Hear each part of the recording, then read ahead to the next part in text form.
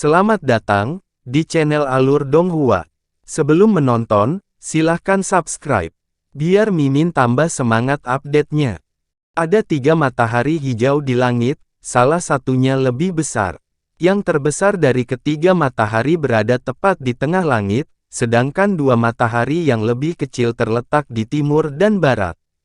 Namun, yang menarik perhatian Hanli dan membuatnya cukup waspada adalah bola-bola cahaya merah di sekitar 3 matahari hijau. Bola-bola cahaya melayang-layang di sekitar matahari hijau dengan diam, memukau seseorang dengan rasa terpikat ketika dilihat dari jauh. Setelah menatap bola lampu merah ini untuk waktu yang lama, Hanli tiba-tiba mencium aroma seperti madu. Alisnya berkerut sedikit saat dia mengayunkan lengan bajunya ke udara tanpa peringatan apapun, dan seberkas cahaya biru yang panjangnya lebih dari 100 kaki ditembakkan sebelum dengan cepat menghilang ke dalam hutan lebat. Detik berikutnya, raungan yang menghancurkan bumi terdengar, dan tanah bergetar hebat sebelum semuanya menjadi sunyi lagi. Hanli berdiri mengalihkan pandangannya ke arah asal raungan itu. Beberapa saat kemudian, seberkas cahaya biru muncul kembali dari hutan sebelum kembali ke lengan bajunya. Baru saat itulah Hanli terbang ke arah itu. Jarak beberapa puluh kilometer ditempuh oleh Hanli dalam sekejap, dan dia melihat makhluk raksasa yang panjangnya beberapa ribu kaki tergeletak di tengah sekelompok pohon yang ditebang.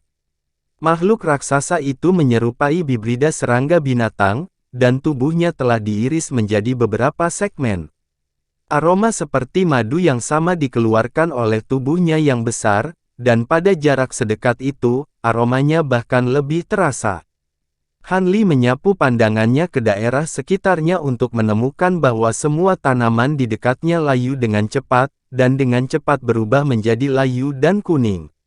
Di sekitar bangkai binatang besar itu ada serangkaian serangga hitam seukuran semangka yang menyerupai belalang sembah, dan sudah lama mati. Racun benda ini memang cukup ampuh, rata-rata orang bisa dibunuh hanya dengan menghirupnya dari jarak ratusan kilometer, gumam Hanli. Dia tidak dapat menentukan dengan tepat binatang apa ini, jadi kemungkinan besar itu unik untuk alam Asura kecil. Dengan mengingat hal itu, Hanli menjentikkan jarinya ke udara, melepaskan manik api perak yang mendarat di bangkai besar. Api perak yang menghanguskan langsung meletus untuk menelan dan membakar bangkai itu menjadi kehampaan. Setelah itu, Hanli membalikkan tangan untuk menghasilkan bola kristal putih seukuran telur, tetapi alisnya segera berkerut sedikit saat mengalihkan pandangannya ke arah bola kristal. Tidak ada yang terdaftar di permukaannya, jadi jelas bahwa dia tidak dapat merasakan Mo Jianli karena dia terlalu jauh. Dalam hal itu, mereka tidak perlu terburu-buru untuk bertemu, mereka bisa mencari peluangnya sendiri di alam asing ini. Lagi pula, rentang waktu setengah bulan bukanlah waktu yang lama. Setelah membuat keputusannya, Hanli memutuskan arah tertentu sebelum terbang menjauh sebagai seberkas cahaya biru. Namun, dia tidak terbang dengan sangat cepat, dan dia hanya berada di ketinggian beberapa ribu kaki. Dia datang ke alam Asura kecil untuk menemukan harta karun, jadi dia tidak ingin melewatkan apapun. Selama penerbangannya, dia melepaskan indera spiritualnya untuk mencakup area dengan radius sekitar 2000 km di bawah. Dengan indera spiritualnya yang luar biasa, dia akan dapat dengan mudah meningkatkan cakupan inderanya hingga radius mendekati 100,000 km, tetapi dia mencoba untuk fokus pada detail kecil dan bahkan mengarahkan indera spiritualnya beberapa ribu kaki ke tanah, jadi dia hanya bisa secara drastis menurunkan jangkauan sensoriknya. Lagi pula, laba-laba yang paling kuat suka hidup jauh di bawah tanah. Meski begitu, itu masih merupakan bukti dari indera spiritual Hanli yang sangat kuat bahwa dia mampu menutupi area yang begitu luas sambil memperhatikan detailnya dengan cermat. Inilah mengapa dia sangat percaya diri dengan perjalanan ini meskipun dia tidak memiliki kemampuan sensorik garis keturunan yang dapat membantunya mencari laba-laba Asura. Adapun Mo Jianli, dia juga tampaknya cukup percaya diri, jadi kemungkinan besar dia memiliki semacam metode khusus untuk menemukan laba-laba Asura juga. Dengan demikian, Han Li secara bertahap terbang ke kejauhan. Di tempat lain, Mo Jianli sedang dalam proses membuat gerakan meraih untuk mengembalikan pedang giok tembus pandang ke genggamannya.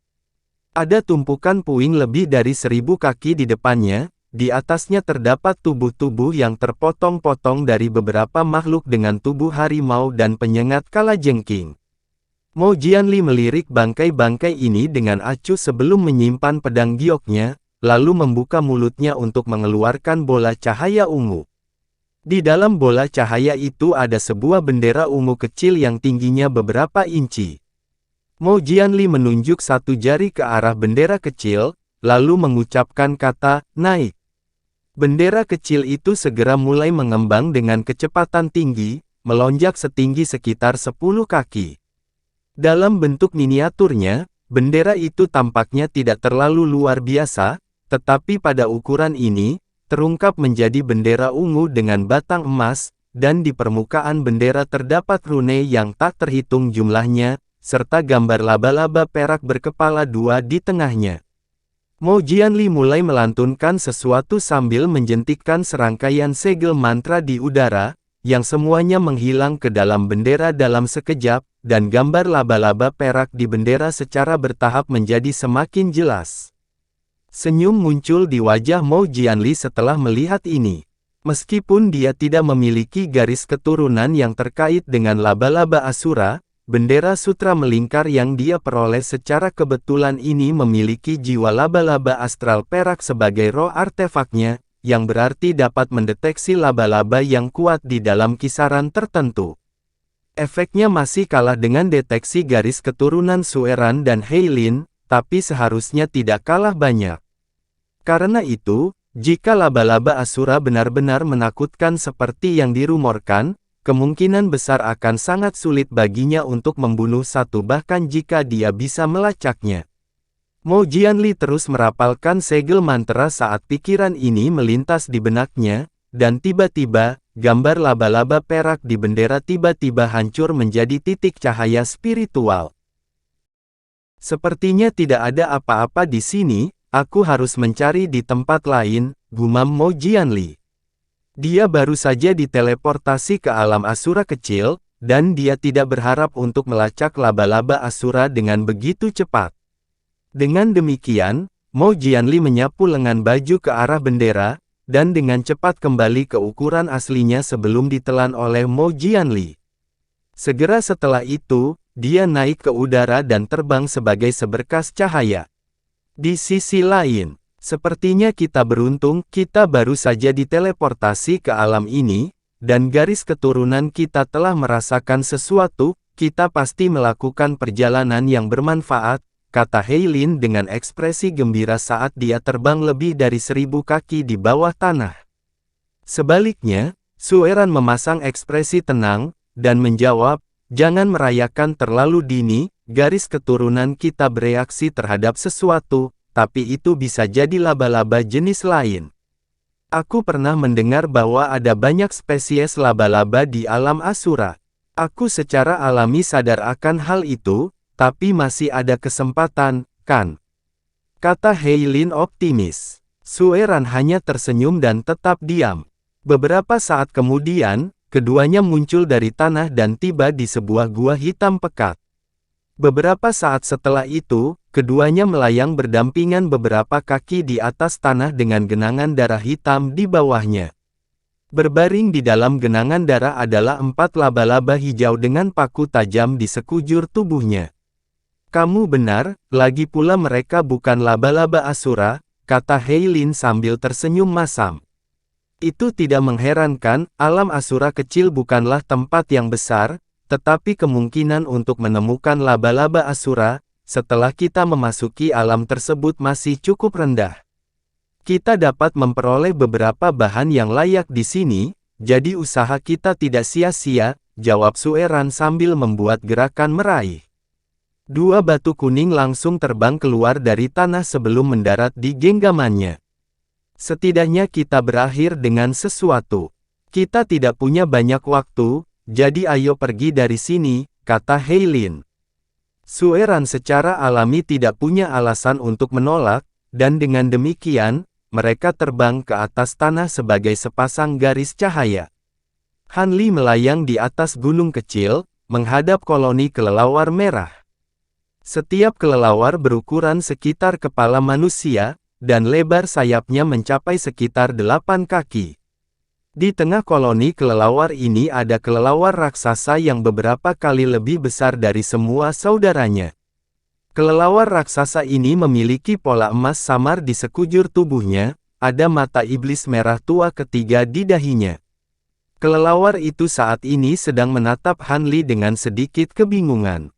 Han Li hanya melayang di udara dengan tangan terlipat di belakang punggungnya, tidak memedulikan koloni kelelawar sama sekali saat dia dengan cepat mengamati daerah sekitarnya dengan indera spiritualnya. Seiring waktu berlalu, kebingungan di wajah kelelawar raksasa itu berangsur-angsur berubah menjadi haus darah.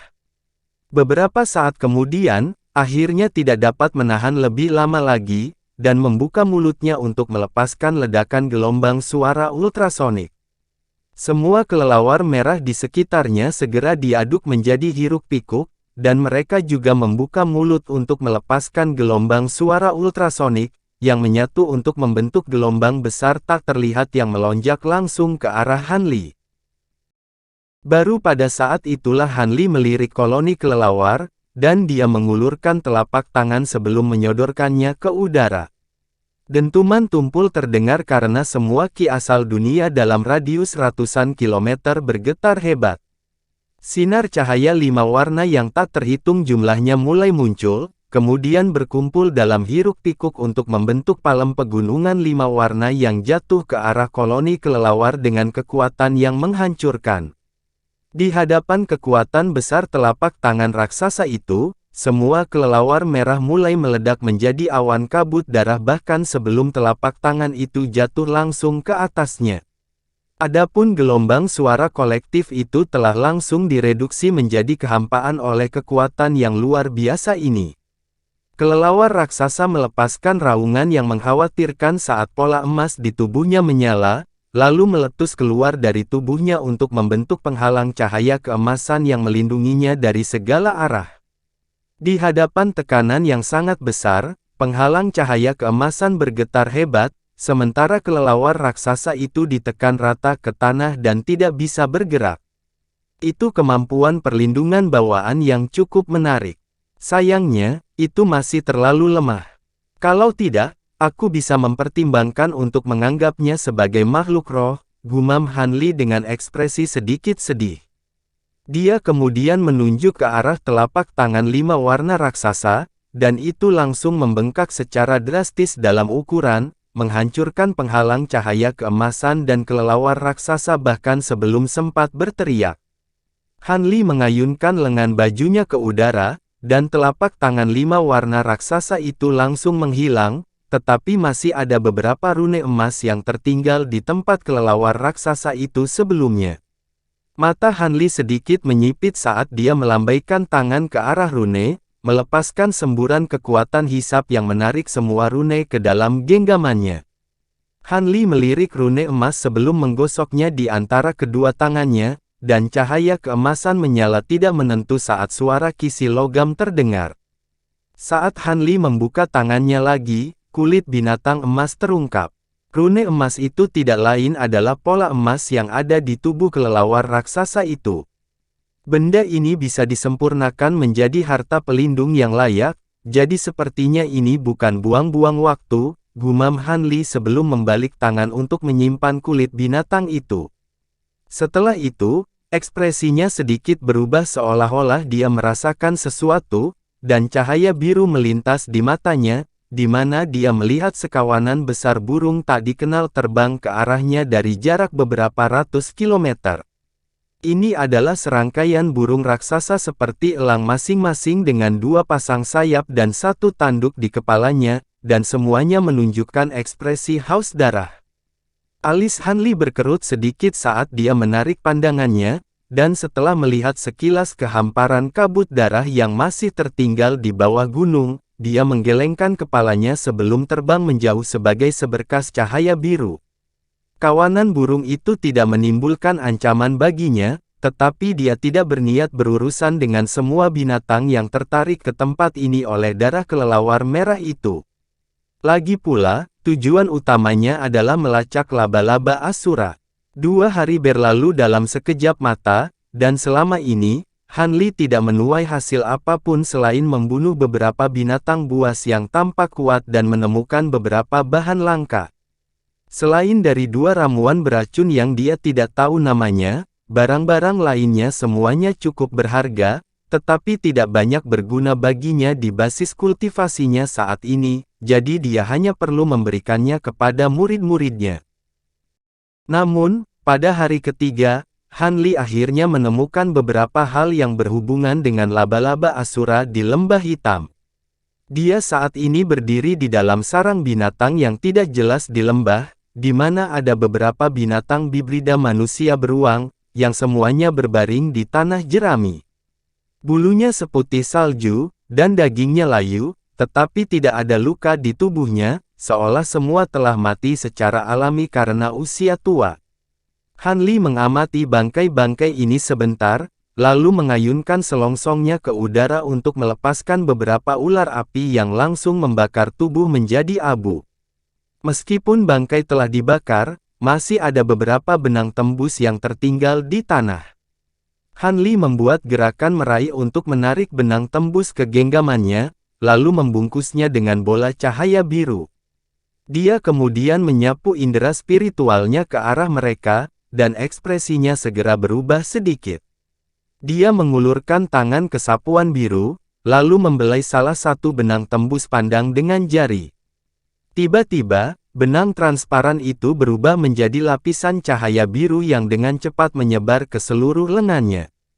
Daging di lengannya yang diselimuti cahaya biru mulai layu dengan cepat pada tingkat yang dapat dilihat dengan mata telanjang, dan aura tua mulai memancar dari anggota tubuh yang terkena. Ekspresi Han Li menjadi sedikit gelap saat dia langsung menarik jarinya dari benang tembus cahaya, diikuti semburan cahaya keemasan mengalir di sepanjang lengannya untuk menghilangkan cahaya biru yang menyebar. Cahaya biru kemudian mengalir di lengannya, dan itu langsung kembali ke keadaan semula yang lentur. Itu adalah kekuatan waktu. Itu tidak bisa disebut sebagai hukum waktu yang sebenarnya, tapi itu masih merupakan kemampuan bawaan yang sangat langka. Sepertinya ada laba-laba Asura yang berkeliaran di area ini. Han Li bergumam dengan sedikit kegembiraan muncul di matanya.